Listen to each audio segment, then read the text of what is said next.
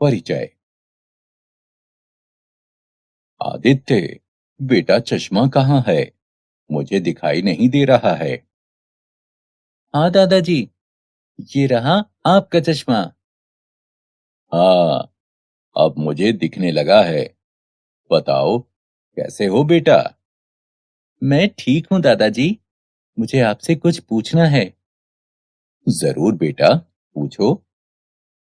चश्मे की सहायता से आप स्पष्ट कैसे देख लेते हैं? बात यह है कि चश्मे में सही माप के लेंस लगे होते हैं, जिसकी सहायता से हम इस सुंदर संसार को देख पाते हैं। अच्छा, तो इसके बारे में मुझे और विस्तार से बताइए।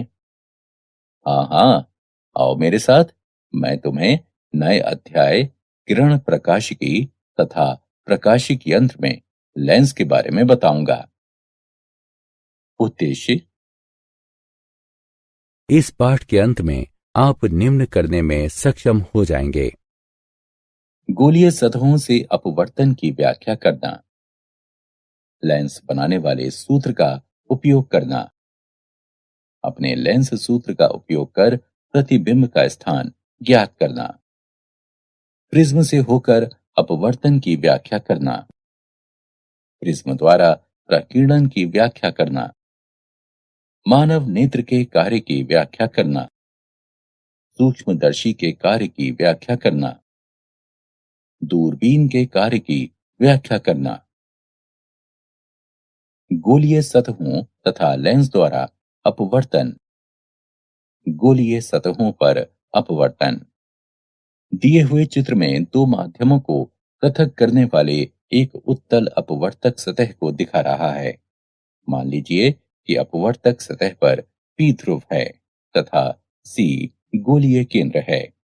मान लीजिए कि विरल तथा सघन माध्यम में अपवर्तनांक क्रमशः n1 तथा n2 है।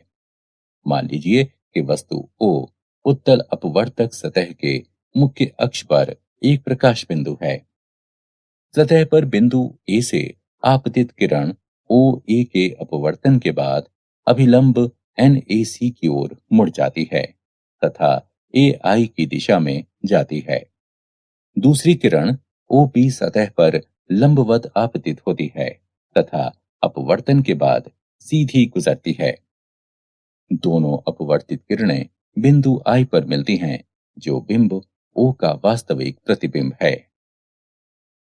बिंब तथा प्रतिबिंब दूरी के पदों में माध्यम के अपवर्तनांक तथा गोलीय सतह की वक्रता त्रिज्या के बीच संबंध इस प्रकार है। n2 बटा v घटा n1 बटा u बराबर n2 घटा n1 बटा r। लेंस द्वारा अपवर्तन। मान लीजिए कि L एक पतला लेंस है। लेंस के पदार्थ का अपवर्तनांक n2 है तथा ये अपवर्तनांक n1 के माध्यम में रखा है। लेंस का प्रकाश केंद्र C है तथा मुख्य अक्ष x डैश x है। लेंस की सतह की वक्रता त्रिज्या r1 तथा r2 है तथा उनके ध्रुव P1 तथा P2 हैं। लेंस की मोटाई t है, जो बहुत कम है। बिंदु O लेंस के मुख्य अक्ष पर वस्तु बिंदु है। ध्रुव P1 से O की दूरी u है। पहले अपवर्तक सतह O का प्रतिबिंब I डैश पर बनता है, जो P1 से दूरी V डैश पर है। प्रतिबिंब I डैश दूसरी सतह के लिए आभासी वस्तु का कार्य करता है तथा दूसरी सतह से अपवर्तन के बाद अंतिम प्रतिबिंब I पर बनता है। पतले लेंस के लिए अपवर्तनांक का सूत्र है। ये सूत्र लेंस बनाने वाला सूत्र कहलाता है। ये सूत्र अवतल लेंस के लिए भी लागू होता है। यदि प्रथम माध्यम वायु है तथा लेंस के पदार्थ का अपवर्तनांक n हो, तो n2 बटे n1 बराबर n तथा हम निम्न जानते हैं। अतः लेंस बनाने वाला सूत्र इस प्रकार लिखा जा सकता है। ये पतला लेंस सूत्र कहलाता है। प्रकाश के वास्तविक स्रोत की ओर के बिंदु को प्रथम फोकल बिंदु, जबकि दूसरी बिंदु को द्वितीय फोकल बिंदु कहते हैं। लेंस के आवर्धन m को प्रतिबिंब के आकार तथा वस्तु के आकार के अनुपात के रूप में परिभाषित करते हैं। m बराबर h डैश बटे h बराबर v बटे u। उदाहरण 6 सेंटीमीटर ऊंची एक वस्तु को अवतल लेंस के सामने 30 सेंटीमीटर की दूरी पर रखा जाता है, जिसकी फोकस दूरी 15 सेंटीमीटर है। प्रतिबिंब का स्थान ज्ञात कीजिए।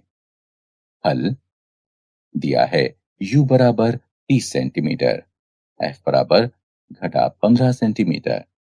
अतः लेंस सूत्र से 1/f बराबर 1/v घटा 1/u, जो कि प्राप्त होता है 1/v बराबर 1/f जमा 1/u से, बराबर 1 घटा 15 जमा 1 घटा 30 बराबर घटा 1/15 घटा 1/30 बराबर घटा 3/30, अथवा v बराबर घटा 30/3 बराबर घटा 10 सेंटीमीटर। अर्थात प्रतिबिंब वस्तु की ओर लेंस से 10 सेंटीमीटर की दूरी पर बनेगा। लेंस की क्षमता। किसी लेंस की क्षमता की माप किरण को मुख्य अक्ष की ओर मोड़ने की इसकी क्षमता से की जाती है। लेंस L2 की फोकस दूरी लेंस L1 से कम है, अतः लेंस L2 किरणों को L1 से ज्यादा मोड़ता है। इस प्रकार लेंस की L2 क्षमता लेंस L1 की क्षमता से अधिक है। स्पष्टता P 1/f के अनुक्रमणुपात में है। अंतरराष्ट्रीय पद्धति में फोकस दूरी की इकाई मीटर है तथा लेंस की क्षमता डायऑप्टर में है, अतः P 1/f के बराबर है। स्पष्टता 1 मीटर फोकस दूरी वाले किसी लेंस की क्षमता 1 डायऑप्टर है। संपर्क में रखे पतले लेंसों का संयोजन। मान लीजिए दो पतले उत्तल लेंस L1 तथा L2 को एक दूसरे के संपर्क में इस प्रकार रखा गया है कि उनके अक्ष समान हैं।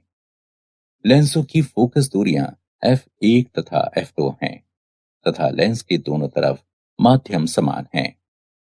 प्रथम लेंस L1 से u दूरी पर एक वस्तु O स्थित है। लेंस L1 किरणों को I डैश की ओर मोड़ती है, अर्थात I डैश प्रथम लेंस L1 द्वारा बनाया गया प्रतिबिंब है। यदि लेंस L1 से प्रतिबिंब I की दूरी v है, तो लेंस L1 के लिए 1/v डैश घटा 1/u बराबर 1/f1।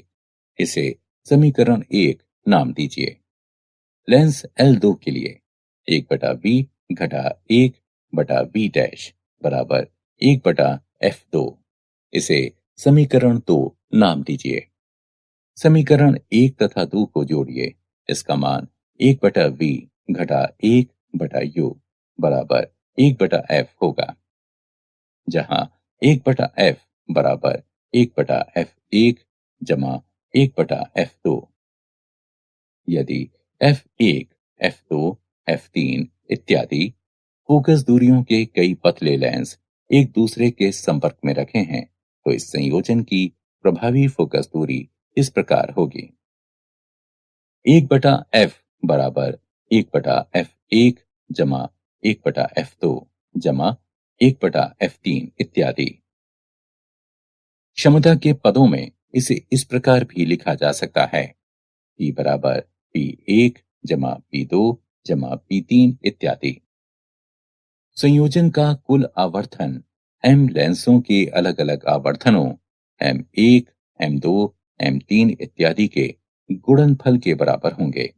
M बराबर M1 गुणा M2 गुणा M3 इत्यादि। प्रिज्म से होकर अपवर्तन। प्रिज्म 3 ऊर्ध्वाधर समतल से घिरे समांगी एवं पारदर्शी माध्यम है। इनकी दो फलकें प्रायः पॉलिश की हुई होती हैं, जो अपवर्तित फलकें कहलाती हैं, तथा उनके बीच का कोण प्रिज्म कोण अथवा अपवर्तनांक कोण कहलाता है। तीसरा फलक, जो आधार कहलाता है, प्रायः नीचे होता है, जहां से प्रकाश का संचरण नहीं होता है। चलिए किसी कांच प्रिज्म एबीसी से होकर एक वर्णक प्रकाश किरण पीक्यू के पथ पर विचार करते हैं। एबी फलक पर जब किरण कांच में आपतन कोण आई से प्रवेश करती है, तो ये क्यू पर अपवर्तन कोण R1 से अभिलंब की ओर मुड़ जाती है तथा फलक AC से R पर टकराती है। फलक AC पर आपतन कोण R2 है तथा किरण अविलंब से R पर कोण E बनाते हुए वायु में निकलती है। निर्गत किरण RS तथा आपतित किरण PQ की दिशा में अंतर को विचलन कोण डेल्टा कहते हैं। विचलन कोण डेल्टा का मान ज्ञात किया जा सकता है। डेल्टा बराबर I जमा E घटा A। किसी दिए हुए प्रिज्म के लिए A अचर है। विचलन कोण डेल्टा आपतित कोण पर निर्भर करता है। जब आपतन कोण बहुत छोटे कोण से बढ़ता है, विचलन कोण पहले घटता है, जो न्यूनतम हो जाता है तथा बाद में बढ़ता है। न्यूनतम विचलन I बराबर E के लिए R1 बराबर R2 प्राप्त होता है। डेल्टा न्यूनतम बराबर 2I घटा A, प्रिज्म के पदार्थ का अपवर्तनांक। n बराबर साइन A जमा डेल्टा न्यूनतम बटे 2 बटा 2 को साइन A बटे 2 से विभाजित करने पर प्राप्त होता है।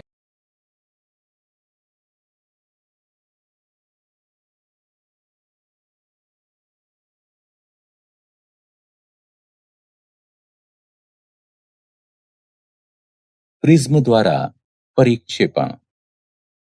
श्वेत प्रकाश का संघटक रंगों में विपाटन परिक्षेपण कहलाता है। रंगों के घटक क्रम में इस प्रकार प्राप्त होते हैं: बैगनी, नीला, आसमानी, हरा, पीला, नारंगी और लाल।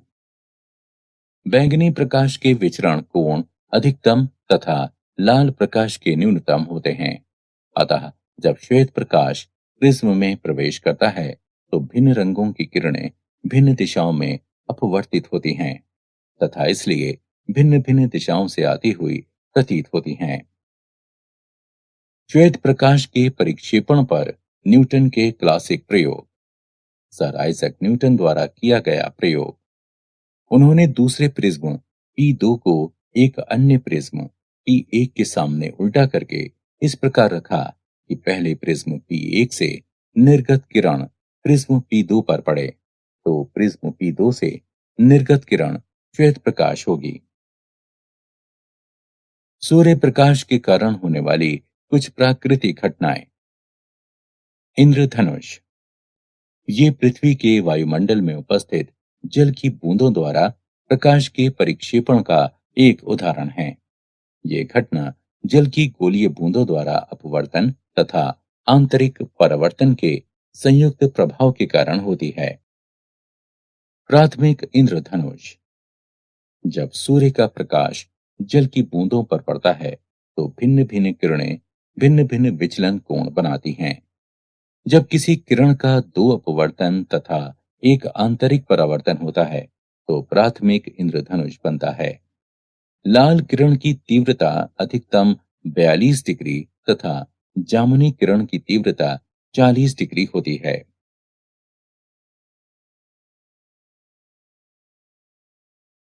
द्वितीय इंद्रधनुष। जब सूर्य का प्रकाश वर्षा की बूंदों पर इस प्रकार पड़ता है कि दो अपवर्तन तथा दो आंतरिक परावर्तन हों, तो प्राथमिक इंद्रधनुष के साथ द्वितीय इंद्रधनुष भी प्राप्त होता है। द्वितीय इंद्रधनुष में जामुनी रंग का विचलन लाल रंग की अपेक्षा अधिक होता है।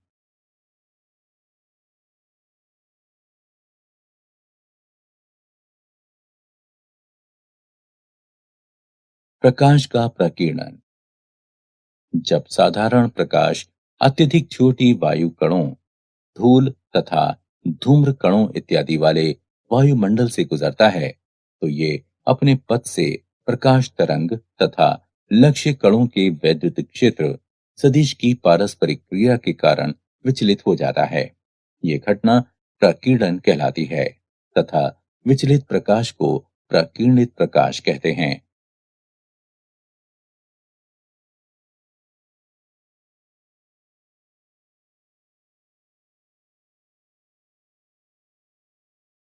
प्रकीर्णन का रेले नियम। सूक्ष्म कणों यानी प्रकाश के तरंगदैर्घ्य की विमाओं से प्रकीर्णित प्रकाश की तीव्रता प्रकाश के तरंगदैर्घ्य के चतुर्थ घात के व्युत्क्रमानुपाती होती है। अर्थात हमें अधिकांश समय आकाश नीला क्यों दिखाई देता है? सूर्य का प्रकाश पृथ्वी के वायुमंडल में पहुंचता है तथा वायु तथा धूल कणों द्वारा सभी दिशाओं में प्रकीर्णित हो जाता है। नीला प्रकाश पृथ्वी के वायुमंडल में छोटे अणुओं द्वारा सभी दिशाओं में प्रकीर्णित होता है।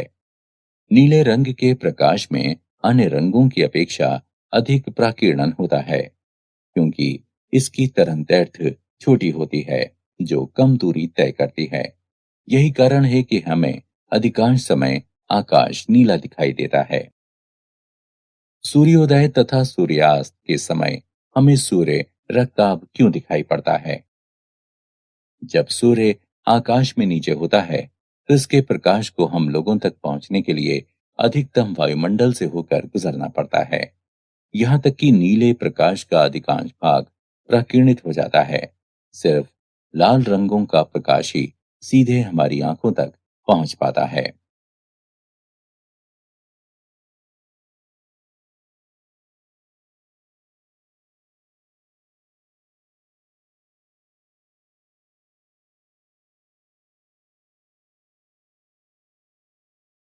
प्रकाशिक यंत्र, नेत्र। हमारी आंख उत्तल लेंस की भांति कार्य करती है जो पेशियों द्वारा स्थिर होती है। ये लेंस नेत्र लेंस कहलाता है। किसी प्रकाशवान वस्तु से आती हुई किरणें जब आंख के लेंस पर पड़ती हैं तो अपवर्तन के बाद ये रेटिना पर फोकस होती हैं। इस प्रकार रेटिना पर वस्तु का वास्तविक छोटा तथा उल्टा प्रतिबिंब बनता है। हमारा मस्तिष्क इस प्रतिबिंब को सीधा महसूस करता है। नेत्र की समंजन क्षमता। पेशियों के लचीलेपन के कारण नेत्र का लेंस अपनी फोकस दूरी को बदल सकता है जिससे कि हम पास व दूर की वस्तु को देख पाते हैं। आंख की ये क्षमता समंजन क्षमता कहलाती है। आंख द्वारा किसी वस्तु को स्पष्टता देख सकने की अधिकतम दूरी अनंत है। जब वस्तु अनंत या बहुत दूर पर होती है तो इनसे निकलने वाली समांतर किरणें नेत्र लेंस से अपवर्तन के बाद रेटिना पर फोकसित होती हैं तथा वस्तु स्पष्ट दिखती है। इस अवस्था में पेशियों में कोई तनाव नहीं होता है अर्थात नेत्र विराम की अवस्था में होती हैं तथा नेत्र लेंस की फोकस दूरी अधिकतम होती है। जब वस्तु नेत्र लेंस के पास होती है पेशियां लेंस की अपवर्तक सतहों की वक्रता को बढ़ाने या घटाने के लिए सिकुड़ती हैं। इसलिए लेंस की फोकस दूरी घट जाती है तथा रेटिना पर एक स्पष्ट प्रतिबिंब बनता है। इस प्रकार नेत्र पास तथा दूर की वस्तुओं को स्पष्ट देख पाती हैं। नेत्र जिस न्यूनतम दूरी पर की वस्तु को पेशियों पर अधिकतम दाब डालकर देख पाती हैं वह स्पष्ट दर्शन की अल्पतम दूरी अथवा नेत्र का निकट बिंदु कहलाता है। सामान्य नेत्र के लिए यह दूरी 25 सेंटीमीटर है तथा अधिकतम दूरी अनंत है।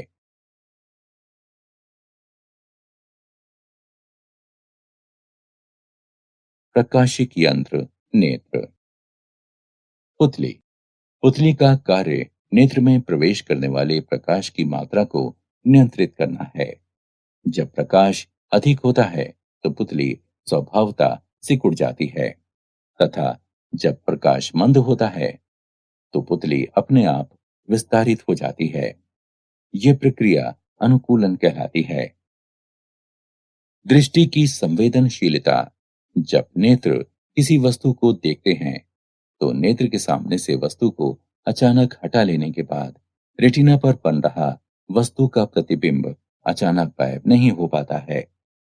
यह अनुभव लगभग 10वें सेकंड की लघु अवधि तक भी होता रहता है।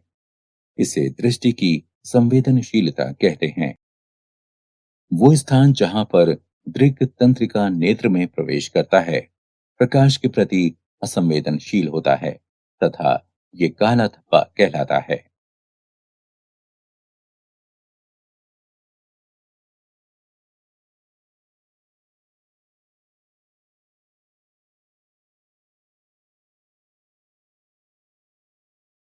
नेत्र दोष। निकट दृष्टि अथवा मोयोपिया। मायोपिया नेत्र का एक ऐसा दोष है जिसमें व्यक्ति केवल पास की वस्तु को देख पाता है किंतु दूर की वस्तु को स्पष्टता नहीं देख पाता है। इस दोष का कारण है नेत्र लेंस की फोकस दूरी का कम होना, नेत्र की गोलाई का फैलना। उपचार। इसे दूर करने के लिए उपयुक्त फोकस दूरी का अवतल लेंस प्रयोग किया जाता है। दूर दृष्टि अथवा हाइपरमेट्रोपिया।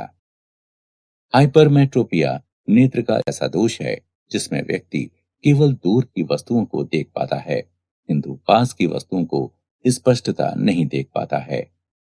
इस दोष का कारण है नेत्र लेंस की फोकस दूरी का बढ़ना, नेत्र की गोलाई का सिकुड़ना। उपचार। इस दोष को दूर करने के लिए उचित फोकस दूरी के उत्तल लेंस का प्रयोग किया जाता है।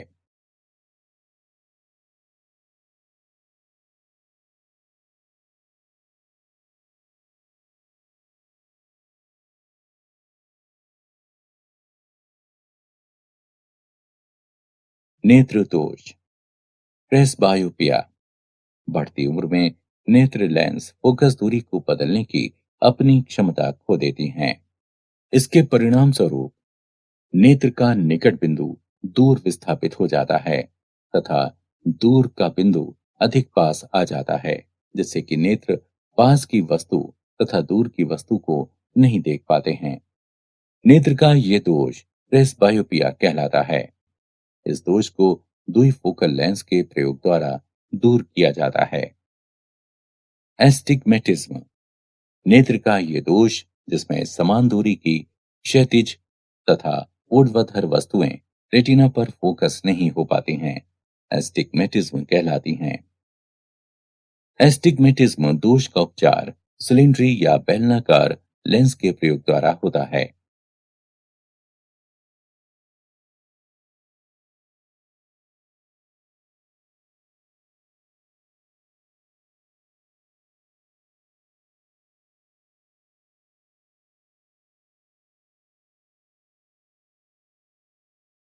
सूक्ष्मदर्शी।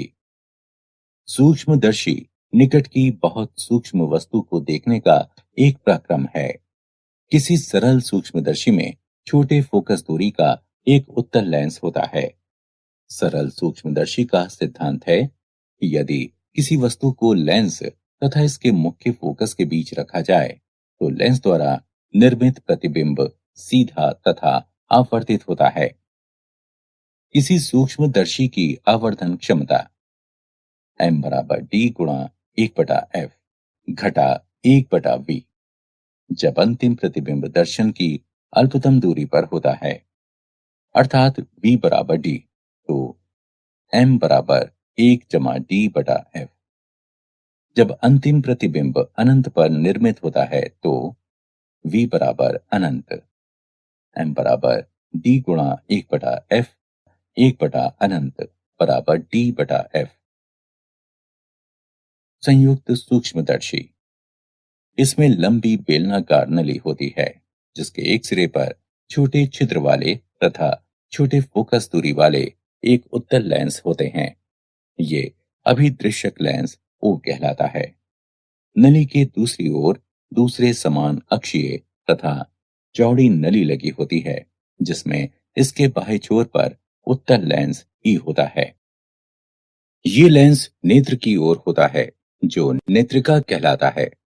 नेत्रिका की फोकस दूरी तथा द्वारक अभिदृश्यक की तुलना में बड़ा होता है। नेत्रिका के आगे कुछ दूरी तक तार लपेटा होता है। संपूर्ण नली, शिकंजे तथा पिनियन व्यवस्था की सहायता से आगे पीछे गति कर सकता है।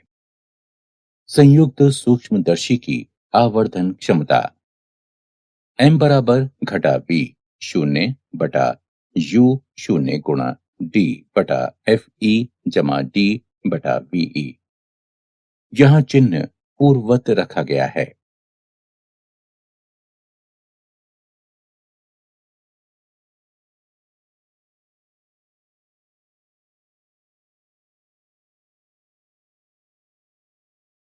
दूरबीन। खगोलीय अपवर्तक दूरबीन में एक अभिदृश्यक लेंस तथा एक नेत्रिका होती है। यद्यपि दोनों यंत्रों में अंतर ये होता है कि दूरबीन के अभिदृश्यक की बड़ी फोकस दूरी तथा बड़ा द्वारक होता है। दूर स्थित वस्तु से प्रकाश अभिदृश्यक में प्रवेश करता है तथा इसका वास्तविक प्रतिबिंब नली के अंदर बनता है। नेत्रिका, जिसका प्रयोग एक सरल आवर्धक के रूप में होता है, अंतिम प्रतिबिंब को उल्टा करके दिखाता है। जब अंतिम प्रतिबिंब अनंत पर बनता है, अभिदृश्यक लेंस दूर से आती हुई वस्तु की समांतर किरणों को प्राप्त करता है। इस प्रकार एक प्रतिबिंब आई मुख्य फोकस एफ शून्य पर बनता है, क्योंकि अंतिम प्रतिबिंब अनंत पर है। अतः आई को नेत्रक के मुख्य फोकस एफ ई पर होना आवश्यक है। इस प्रकार एफ ई तथा एफ शून्य समान स्थल पर हैं।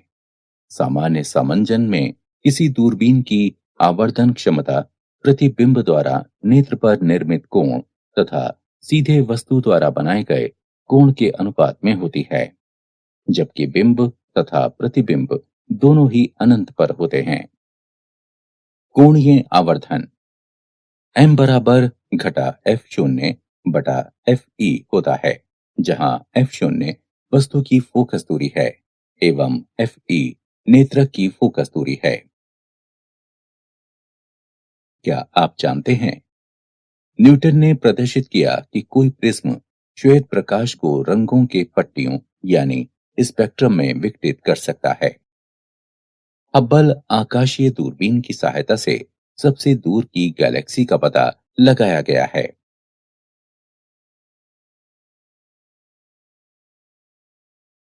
सारांश। आइए हमने जो कुछ सीखा है उसे संक्षेप में दोहराएं। माध्यम के अपवर्तनांक के पदों में वस्तु तथा प्रतिबिंब की दूरी तथा वक्र गोलीय सतह की वक्रता त्रिज्या के बीच संबंध है। n2 बटा v घटा n1 बटा u बराबर n2 घटा n1 बटा r। लेंस निर्माण के सूत्र ये हैं। पतला लेंस सूत्र है लेंस की आवर्धन m बराबर v बटा u। लेंस की क्षमता P बराबर 1/f मीटर में डायोप्टर D। क्षमता P1, P2, P3 इत्यादि वाले पतले लेंस की संयोजन क्षमता है। P बराबर P1 जमा P2 जमा P3 जमा इत्यादि। प्रिज्म के पदार्थ का अपवर्तनांक n बराबर साइन A जमा डेल्टा न्यूनतम बटा 2 को साइन A बटा 2 से भाग देने पर प्राप्त होता है, जहां A प्रिज्म का कोण तथा डेल्टा M न्यूनतम विचलन है। श्वेत प्रकाश का संघटक वर्णों में विपाटन परिक्षेपण कहलाता है। सूक्ष्म कणों प्रकाश के तरंग दैर्ध्य की विमाओं से प्रकीर्णित प्रकाश की तीव्रता प्रकाश के तरंग दैर्ध्य के चतुर्थ घात के व्युत्क्रमानुपाती होती है, अर्थात आई 1/लैम्ब्डा की घात 4 के अनुक्रमानुपाती होती है। मायोपिया, हाइपरमेट्रोपिया, प्रेसबायोपिया तथा एस्टिग्मेटिज्म आंख के दृष्टि दोष हैं। सूक्ष्मदर्शी की आवर्धन क्षमता m बराबर d गुणा 1 बटा एफ गुणा 1/v। संयुक्त सूक्ष्मदर्शी की आवर्धन क्षमता m बराबर घटा v शून्य बटा u शून्य गुणा d बटा एफ ई जमा d बटा वी। दूरबीन का कोणीय आवर्धन है m बराबर घटा एफ शून्य बटा एफ ई, जहां एफ शून्य बिंब की फोकस दूरी है तथा एफ ई नेत्रक की फोकस दूरी है।